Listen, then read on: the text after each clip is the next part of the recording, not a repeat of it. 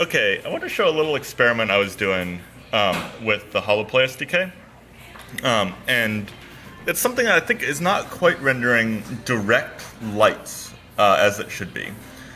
So I had this idea that we cut a hole in a mesh like this, and I thought it would be cool to see like a point light behind it and see how the light shines through the hole.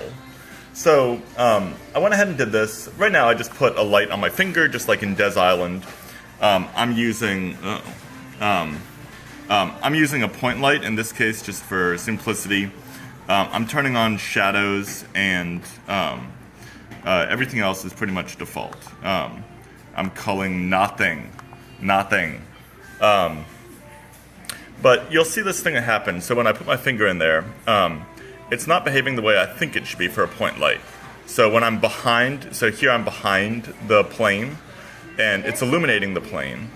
But it's also illuminating stuff behind the plane. When I'm in front of the plane, everything about this is a little bit weird to me. Now maybe this plane is spun around, so I can grab this thing and spin it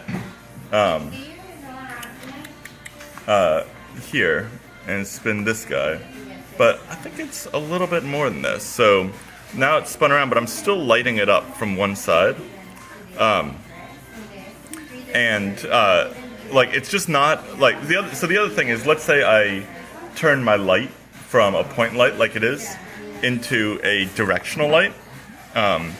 So here it's a directional, or sorry, not a directional, a spot. The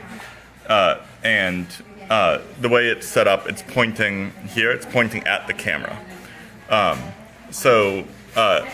But see how I don't really see the rays of light coming straight out of the light? I only see when I'm lighting something else up.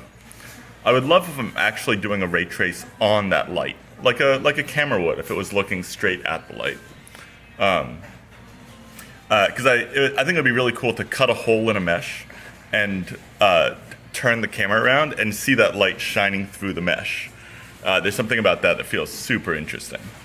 But to make that work, I think we have to tweak how we're dealing with direct lighting hitting the camera.